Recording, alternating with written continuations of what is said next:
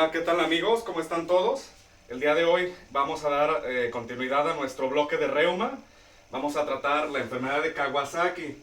Tenemos que es una vasculitis sistémica aguda de medianos vasos, ¿correcto? Si ustedes recordarán, en el anterior video de poliarteritis nodosa hicimos hincapié en que una forma generalizada de clasificar las vasculitis era en función al calibre de los vasos que dañaban, en este caso pequeños, medianos o grandes vasos. Muy bien. En el caso de la enfermedad de Kawasaki vamos a tener que preponderantemente ataca medianos vasos. Muy bien. Entre los que llega a afectar las coronarias en un 20%. Y bueno, este es el suceso de mayor preocupación clínica. Muy bien. Tenemos la etiología, tenemos epidemiología. Vamos a hablar como siempre generalidades de todos sus aspectos, diagnóstico, clínica, tratamiento y demás. Y pues bueno, lo primero que hay que tener en cuenta etiológicamente hablando es que se trata de una entidad idiopática, ¿correcto? No obstante, destacan algunas hipótesis. Entre las más aceptadas está la que sugiere propulsores infecciosos, es decir, por agentes infecciosos previos que fisiológicamente hablando representan superantígenos. Estos van a suscitar una respuesta inflamatoria exacerbada y pues por tal la reacción autoinmunitaria. Muy bien. Por otra parte, se estima que hay un componente genético, ya que se ha visto que es mucho mayor en la población asiática y en pacientes con historia familiar de la enfermedad de Kawasaki. En aquellos niños cuyos hermanos han tenido la enfermedad de Kawasaki, estos tienen un aproximadamente de 10 veces mayor riesgo de desarrollar la enfermedad o el síndrome posteriormente. Muy bien. Yéndonos a la epidemiología, como dijimos, tenemos que en Asia se da mucho mayor, se da en una escala de 200 por cada 100,000. En contraste, tenemos que en Europa se da en 15 por cada 100,000, ¿correcto?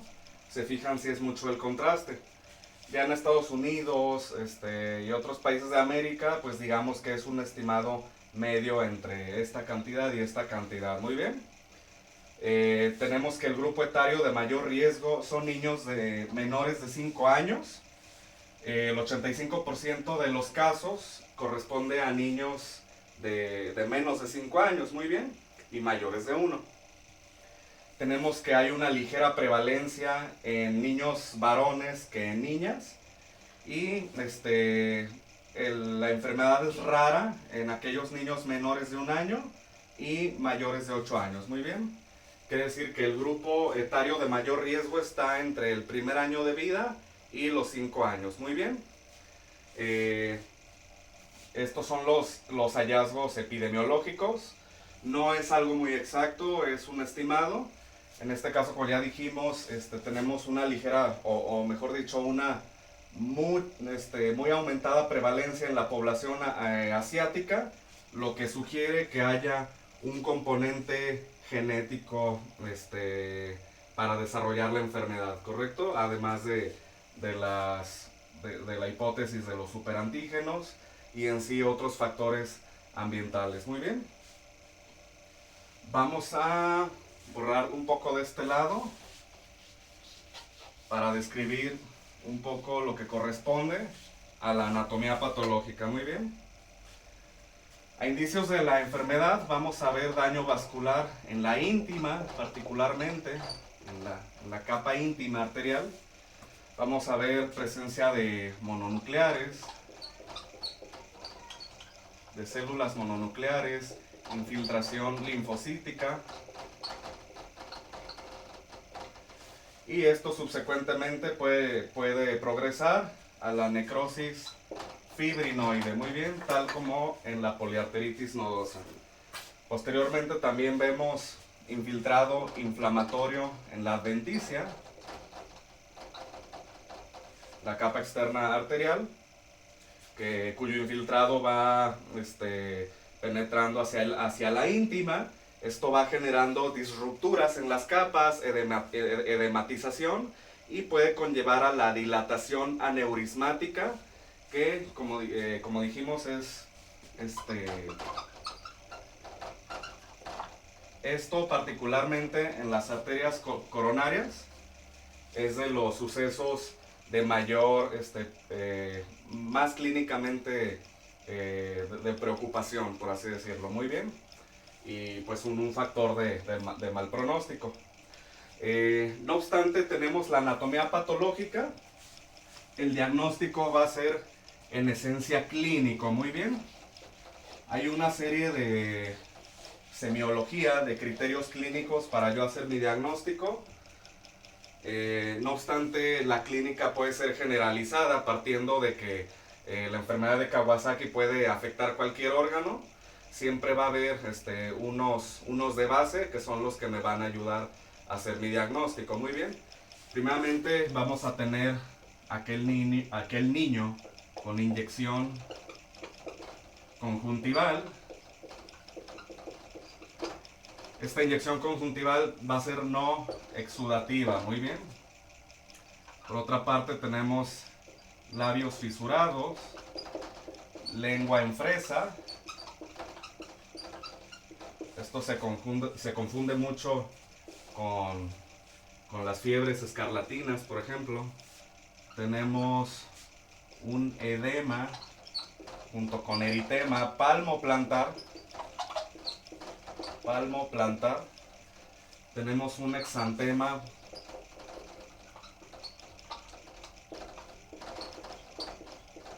difuso y tenemos presencia de adenopatías. Generalmente las adenopatías van a ser unilaterales y mayor a 1.5 centímetros. Muy bien. Adenopatías cervicales, importante aclarar. Muy bien. Una vez yo ya teniendo estos criterios clínicos, ya puedo yo hacer mi diagnóstico clínicamente hablando. Muy bien. No obstante, va a haber casos en que el paciente me presente menos de estos 5 criterios clínicos, y en aquellos pacientes con menos de 4 criterios clínicos que no presenten los criterios completos para hacer el diagnóstico, puedo hacer el diagnóstico, que es a lo que llamamos Kawasaki incompleto.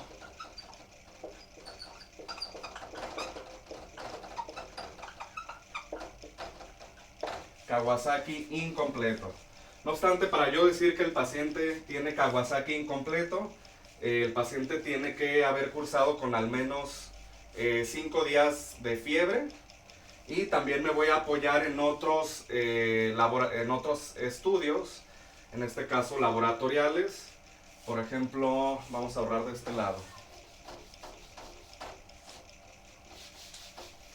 Vamos a tener a un paciente con la velocidad de sedimentación globular aumentada. Vamos a tener a un paciente con los leucos altos, generalmente arriba de 15,000. Vamos a tener a un paciente con trombocitosis, arriba de 450,000. Y pues bueno, estos parámetros me apoyan en mi diagnóstico, sobre todo en aquellos casos de que sea un Kawasaki incompleto, es decir, no me presenta todos estos criterios clínicos, pero resulta que el paciente sí me está arrojando los reactantes de fase aguda, es un paciente con leucocitosis que me está indicando inflamación sistémica, es un paciente con trombocitosis, que es otro hallazgo de la enfermedad de Kawasaki, y junto a la fiebre de 5 días, yo voy a tener para hacer el diagnóstico, en este caso, de que no cumpla con los criterios establecidos de cajón, de Kawasaki incompleto. Muy bien. Otros estudios con los que me voy a apoyar, en este caso sería el gabinete. Voy a hacer ecocardiograma y electrocardiograma, tanto en fases iniciales como en fases tardías. Esto pues para descartar daño cardíaco o coronario, como ya dijimos, ¿verdad? Que el daño coronario se da hasta en un 20% de los casos y este disminuye al 5% cuando el tratamiento se da de manera óptima y oportuna. Es muy importante que el tratamiento se instaure de manera oportuna. ¿A qué nos referimos con manera oportuna? A iniciar el tratamiento, voy a borrar con la mano, perdón, ya se me perdió el borrador. Deseamos, el tratamiento de manera oportuna consiste en iniciarlo antes del 10º día de evolución, es decir, durante las fases agudas. En este caso vamos a aplicar el tratamiento que siguen manteniendo los consensos. Consiste en gamaglobulina a razón de 2 gramos por kilogramo de peso intravenoso. Muy bien, esto en única dosis. Si el paciente no mejora de manera evidente en un periodo de 24 a 48 horas, yo voy a considerar aplicar una segunda dosis o apoyar el esquema con terapia inmunosupresora concomitante, en este caso corticoides, plasmaféresis, anticuerpos monoclonales, etcétera, etcétera, ya de acuerdo a mi juicio clínico. Muy bien. Asimismo voy a agregar ácido acetil salicílico a razón de 80 miligramos por kilogramo de peso. Esto hasta que el paciente permanezca afebril 72 horas posteriores del tratamiento instaurado con ácido acetil salicílico. Una vez remita el cuadro febril, yo voy a dejar el ácido acetil salicílico en dosis bajas por un periodo de 6 a 8 semanas. Esto para efectos profilácticos y cardioprotectores. Muy bien. Ya de acuerdo a mi juicio clínico también voy a estar ordenando en mi consulta externa ecocardiogramas para descartar daño coronario subsecuente. Asimismo electrocardiograma para descartar algún daño estructural como alguna valvulopatía, por ejemplo, etcétera, etcétera. Muy bien. En cuanto al pronóstico, cabe mencionar que la mortalidad es baja, es del 1 al 2% la mortalidad, y pues obviamente esta se reduce todavía más cuando el tratamiento es oportuno, dijimos, con sus respectivas fármacos y medidas de elección y en el tiempo indicado. Muy bien, hasta aquí la explicación. Estamos hablando generalidades como siempre, espero que haya sido de su agrado y vamos a continuar con algunos temas de reumatología. Muy bien, hasta la próxima y muchas gracias.